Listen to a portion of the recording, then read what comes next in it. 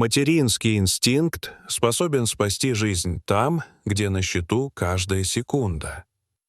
Когда малыш Елены Морозовой внезапно начал неумолимо кричать во время семейного ужина, она и представить не могла, что обычный вечер превратится в отчаянную гонку со временем. То, что она обнаружила на ноге своего ребенка, заставило бы любого родителя позвать на помощь. Пронзительный визг разнесся по ресторану, заставив разговоры оборваться на полуслове, а головы обернуться. Щеки шестимесячного Артема налились тревожным багрянцем, крошечные пальцы сжались в крепкие кулачки, спинка напряглась дугой.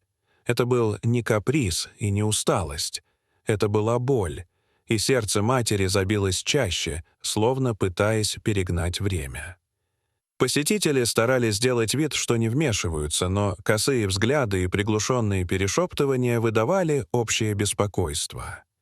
Елена, медсестра с опытом, видела сотни плачущих младенцев, от легких коликов до серьезных осложнений. Но этот крик звучал иначе, в нем было что-то острое и неумолимое. Артема кормили час назад, подгузник был сухим, одежда удобной и не тесной. К столику приблизилась администратор. «Могу ли я чем-то помочь?» — спросила она, и Елена лишь покачала головой, перебирая в уме причины. Андрей, отец мальчика, пытался отвлечь сына, корчил смешные гримасы, звенел ключами, шептал колыбельную, но крик только нарастал. Несколько гостей, бросив сочувствующие взгляды, поспешно оплатили счета и ушли, не желая становиться свидетелями чужой беды. Пожилая пара за соседним столиком, отмечавшая годовщину, прервала праздник. Женщина представилась Галиной и тихо сказала, что 30 лет отработала педиатром. «Иногда именно мелочь причиняет младенцу невыносимую боль», произнесла она, наблюдая, как Елена и Андрей тщетно пытаются помочь. Андрей коснулся щек сына и отдернул руку. «Лена, он весь горит». Внутри Елены все сжалось.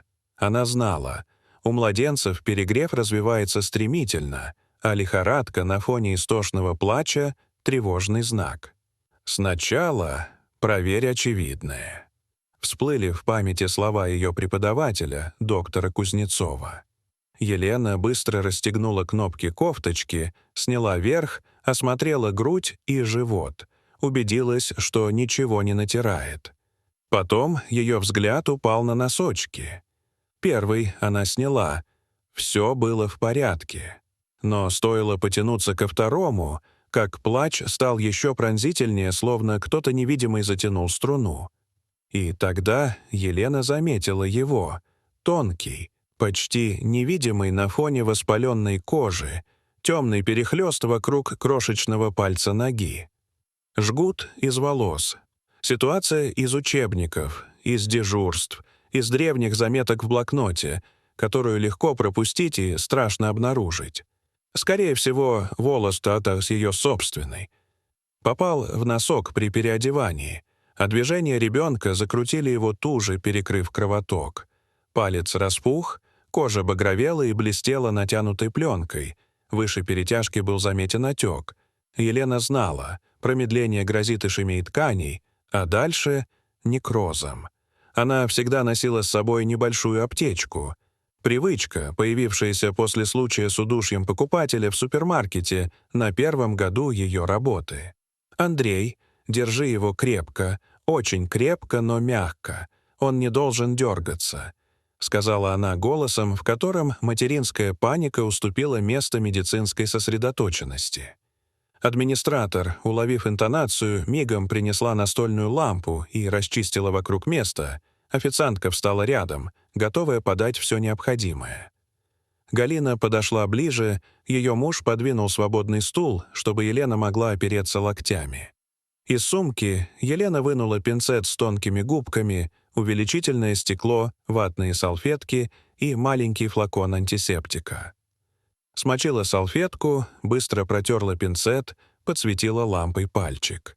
Волос был врезан так глубоко, что его край почти исчез под отекшей кожей. Первая попытка. Промах. Пинцет скользнул, Артем дернул ножкой и закричал еще громче. «Дыши ровно», — сказала себе Елена. Вторая попытка. Удалось поддеть едва заметную петлю, но тянуть прямо вверх было опасно, можно усилить сдавление.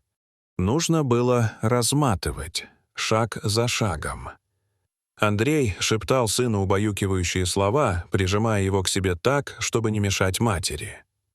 Время растянулось. Каждое движение осторожное, будто на кончиках пальцев держишь тончайшую стеклянную нить. Елена зацепила другой край, провела пинцетом в узком промежутке между кожей и жгутом, вывела петлю. Пульсирующая уже синюшная дуга постепенно ослабевала. Наконец, последний виток поддался. Волос лег на салфетку, такой ничтожный и такой опасный. Елена убедилась, что ничего не осталось, аккуратно осмотрела борозду, узкая, глубокая, по окружности пальца, местами с поверхностными ссадинами. Она обработала кожу антисептиком по краю борозды, положила холодный компресс, и они все почти физически ощутили, как напряжение в зале спало. Плач Артема стих до всхлипов, дыхание выровнялось, багровый цвет начал отступать. Елена выдохнула и опустилась на стул, чувствуя, как дрожат колени. Но радоваться было рано. Риск оставался. Даже после освобождения сдавленные ткани могут реагировать отеком и болью. Возможен отложенный синяк, а поврежденная кожа — открытые ворота для инфекции. Администратор уже вызвала скорую, и Елена не стала возражать. Нужен врач, нужен контроль, возможно, ультразвук мягких тканей. Когда бригада прибыла, фельдшер коротко осмотрел палец, похвалил Елену за точность. Успели вовремя. Еще чуть-чуть, и было бы куда сложнее.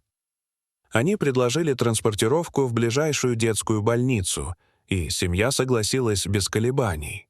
Дорога заняла считанные минуты, но Елене показалась долгой, как весь вечер. В приемном покое доктор София Левина внимательно осмотрела палец, проверила капиллярное наполнение, чувствительность, оценила глубину борозды. «Подобные случаи, — сказала она, — встречаются чаще, чем кажется, особенно когда родители носят длинные волосы. Выпавшая прядь попадает в носок или варежку, а движения малыша закручивают ее все туже. И волос, тонкий и крепкий, работает как настоящий жгут». Она пояснила, как наблюдать за пальчиком дома, следить за цветом, температурой, отеком, при малейшем усилении возвращаться. Назначила профилактическую обработку кожи и контроль на следующий день. Елена слушала и думала о том, насколько легко было пропустить эту невидимую угрозу. Она вспомнила, как преподаватель на практике говорил: «Самое опасное — то, что не бросается в глаза». Дорогие зрители, что вы думаете об этой истории? Расскажите, пожалуйста, в комментариях. А если вам понравилось это видео, то ставьте лайк и подписывайтесь на наш канал. До свидания.